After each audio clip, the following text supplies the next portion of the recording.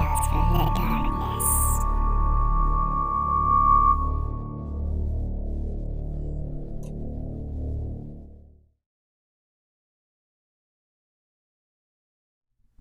To be or not to be, that is the question.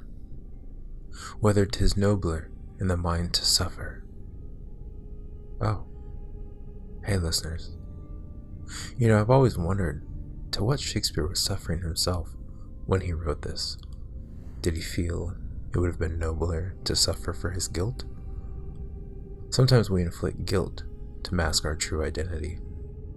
That reminds me of a story about a young man who had his own troubles with his identity. Our story opens inside of an interrogation room late one stormy night. A single lamp overshadowing a table. The room is completely dark and ominous. You feel as almost there is something hidden in the shadows. Timothy, 20s, handsome, dressed very casual and preppy, his face buried deep in his palms, hair intertwined in his fingers. He appears to have been crying for some time now. Detective Stevens, 50s, rugged looking, bears a 5 o'clock shadow, wearing a white dress shirt and slacks, paces back and forth, slowly. Detective Stevens, let's go over this one more time. Timothy, I already told you everything. Detective Johnson, 30s, wearing a button-up shirt and slacks, young hot-to-go type, staring down Timothy. Detective Stevens, problem is, your story doesn't quite add up. You see, you keep going on and on about some mysterious girl you claim to have picked up. Detective Stevens looks back at Detective Johnson with a smug expression. Timothy, I'm telling you the truth. Detective Stevens walks by Timothy. Detective Johnson, right. Timothy slumps down, defeated. Detective Johnson, let's start from the beginning. There's a beat. On a dark and unsettling chilly winter's night, the moonlight bursts through the trees, the night filled with the sounds of various insects, distinguishing the mood of the woods that surrounded the road. A single car comes barreling down the road in the distance, kicking up dirt and dust as it passes. The engine echoes through the open road. Moments later, inside of that barreling car, Timothy, sitting in the passenger side, earplugs in, staring out his window, oblivious to the present. His sister Lydia, late 20s, long hair that complements her angelic features, and the driver's side who also appears fed up. Lydia, what's the turnoff I'm supposed to be looking for? Timothy doesn't respond. Lydia, Tim? Still no response from Tim. Lydia glances over, notices he's not paying attention. She then reaches over and rips out one earbud. Timothy jumps. He's annoyed. What the hell is your problem? Timothy says. Lydia, I've been calling you. What's the turnoff? Timothy, a tap goes a long way. Timothy puts the earbud back in. Lydia rips one closest to her out. Lydia, if the whole point on inviting me on this trip was to ignore me, I wish you had gone into detail beforehand. Timothy, hey, I told you I could have taken the bus, but you insisted that we spend some quality time together. Lydia, I haven't seen you for months. Is it so wrong of me that I wanted to spend some time with my little brother? Timothy, not like we did before. Lydia, that was when we were kids. We're older now, and Timothy interrupts, and still have nothing in common. Timothy slouches in his seat. Lydia looks over, She seems to have a little bit of sympathy now. Lydia, then maybe this is a perfect time to start. Timothy lets out a huge sigh, then takes the other earbud out and puts the earphones away. Fine. Let's talk, shall we?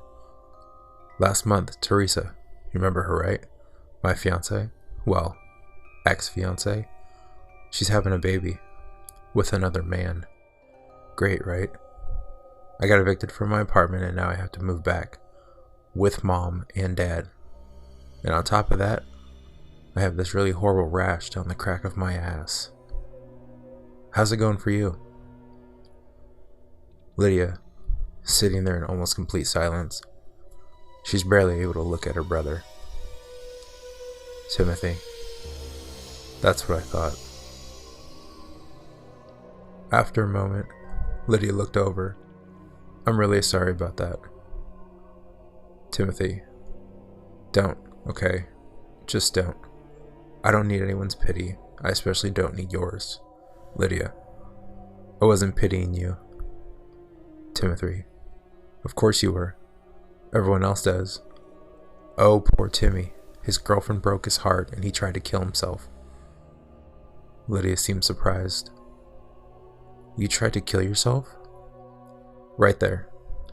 He freezes when he realizes he didn't mean to tell Lydia about his attempted suicide. Timothy. Forget it. Lydia. When did this happen? At this moment, Lydia takes her attention off the road. Timothy. Now aggravated. I said forget it.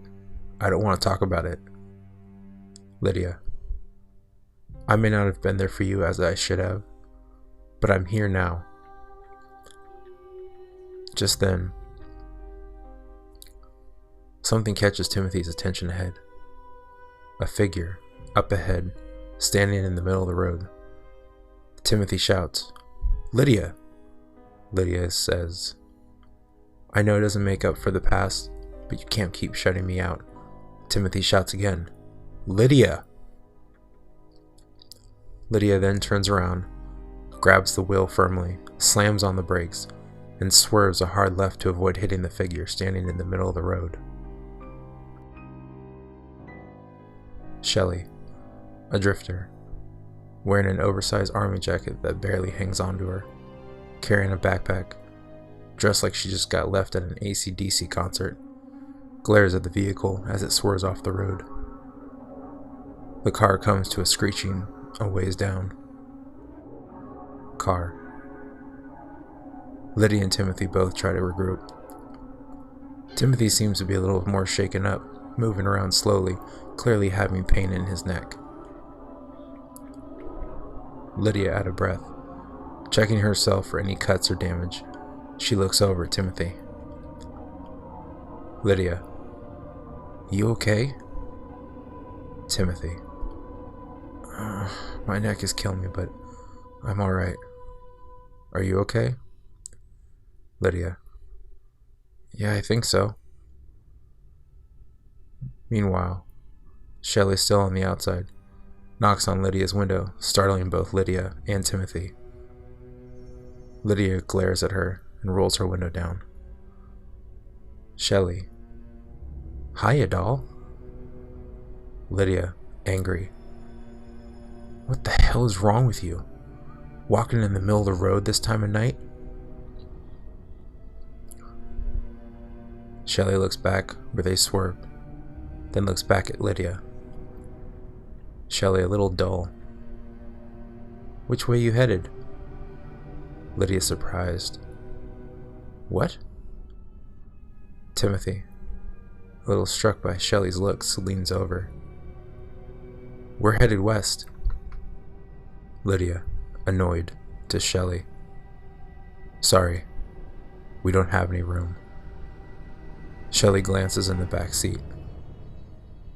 Seems like plenty of space, Shelley says. Shelley looks over at Timothy, biting her bottom lip seductively, giving him a wink. This is all Timothy needs to smile back at her. We have plenty of room, says Timothy. Lydia, glaring back at Timothy, clearly disagreeing with his statement. Shelley. Groovy. Shelley gets him back. Lydia sits there, completely uncomfortable with her joining them. Back in the interrogation room, Detective Stevens and Detective Johnson are interviewing Timothy intensely. Detective Stevens: and you just let some strange woman get in, no questions asked? Timothy responds: you don't understand. There was just something about her. She was special. Detective Stevens, sarcastic: special, huh? Back in the car, Timothy to Shelley: so where are you headed? Shelley, just sitting there, looking out the window, ignoring Timothy. Timothy and Lydia look at each other. Timothy: I'm Timothy. Most people call me Tim. This is my sister Lydia. But Shelley still doesn't acknowledge. Lydia doesn't acknowledge. After some time of silence, Shelley perks up. So what's the deal between you two? She asks. Timothy and Lydia glance at each other, confused. Lydia: if you were listening, you'd have heard that we are related. Shelley interrupts: no, I mean, what's the deal? There's some kind of issue here. Lydia: what are you talking about? There's no issue. Shelley responds: you're lying. I can feel it. Lydia: I don't know what you're talking about. And even if I did, that's not even any of your business. Shelley: if I'm gonna ride with a couple of strangers, I should at least know why one of them has visions of killing the other. Lydia and Timothy glare at each other, confused. What? Timothy: no one wants to kill anyone. Shelley sits casually in the back, very relaxed. That's not true. Lydia: yes, it is. Shelley: no, it's not. Lily responds: look, lady, I don't know who the hell you think you are, or what you think you know, but my brother and I are just fine. Shelley perks up. Really? Then why does he often imagine himself sleeping with you? Lydia seems horrified. What? Timothy shrieks in embarrassment. He doesn't speak at all. He just sits there, silent, looking as though he's actually guilty.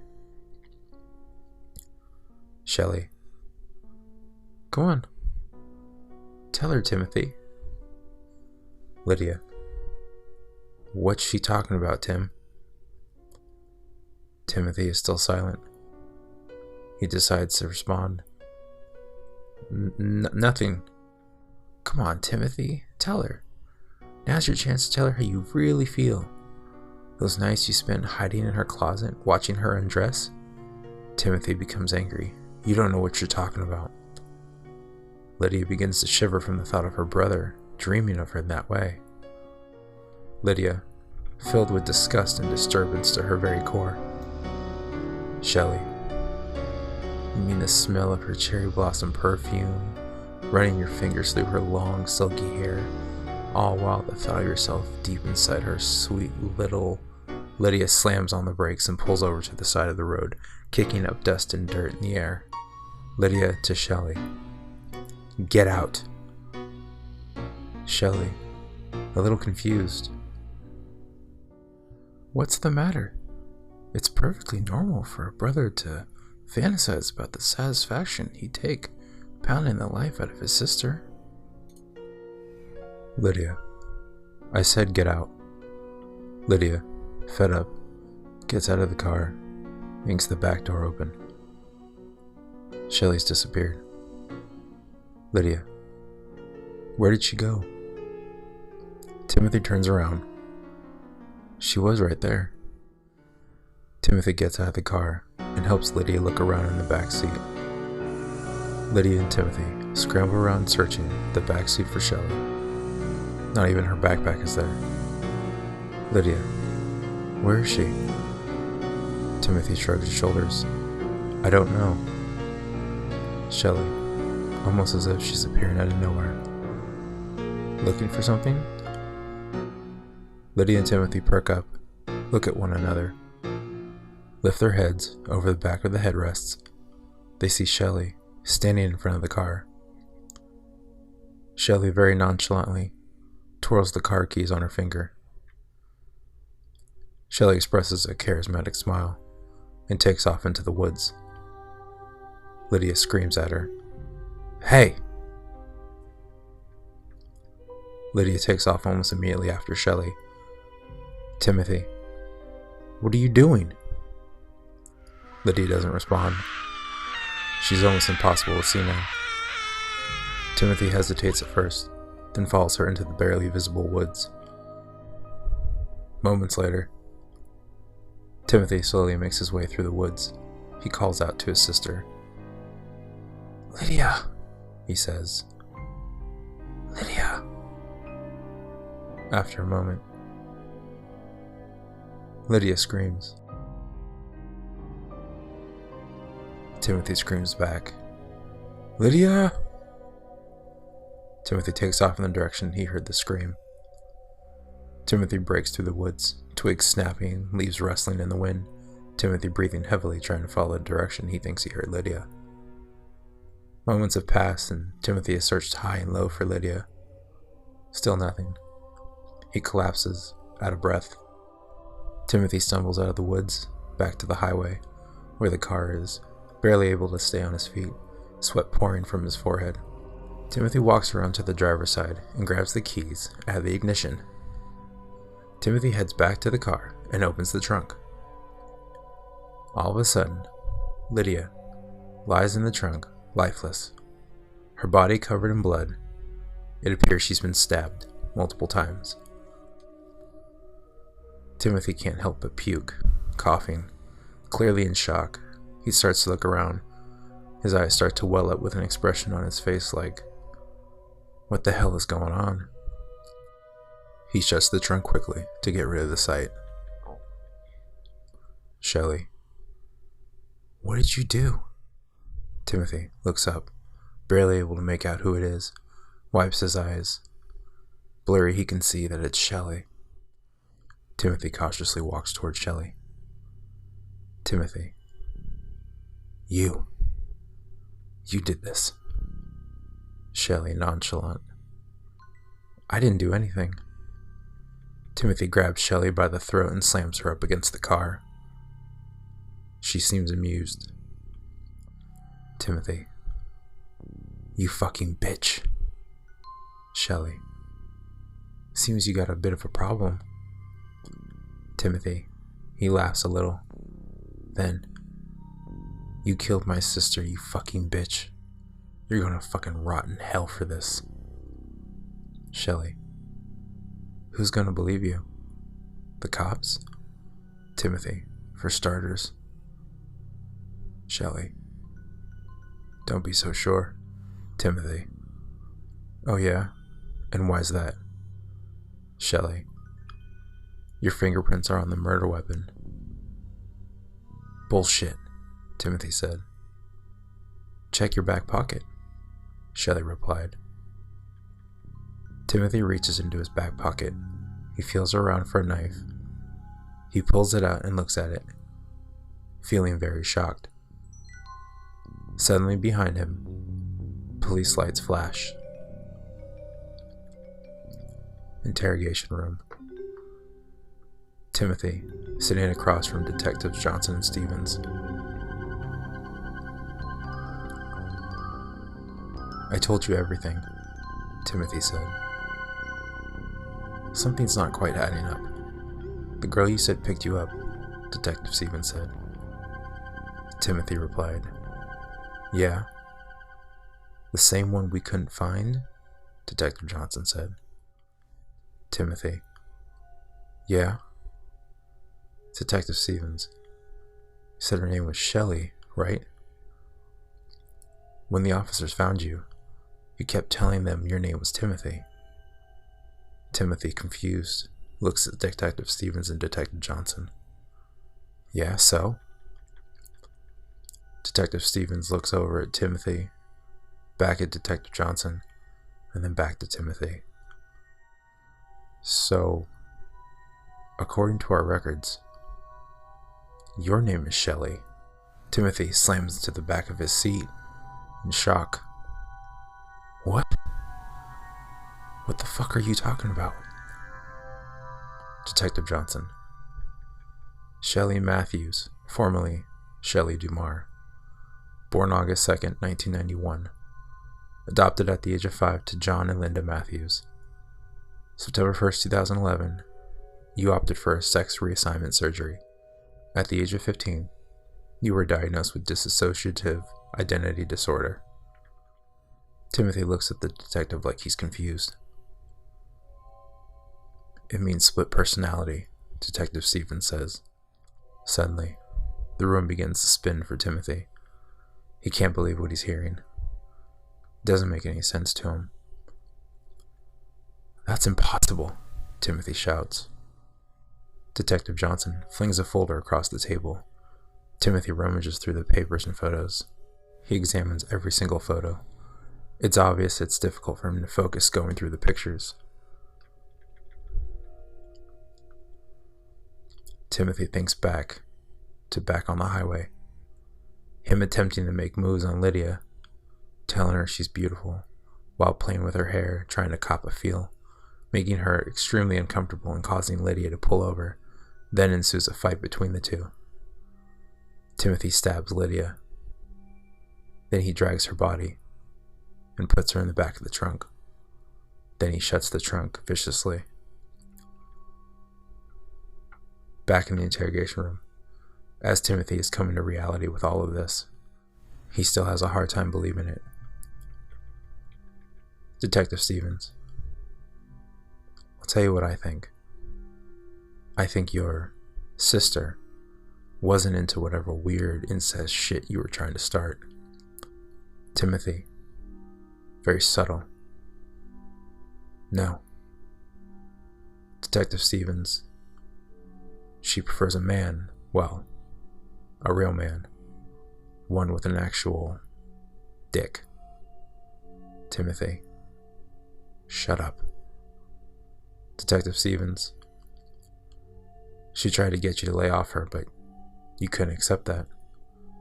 She embarrassed you, so you killed her. Timothy, eyes welling up, anger protruding. No. You stabbed her over and over and over again. Timothy, bursting with anger. No!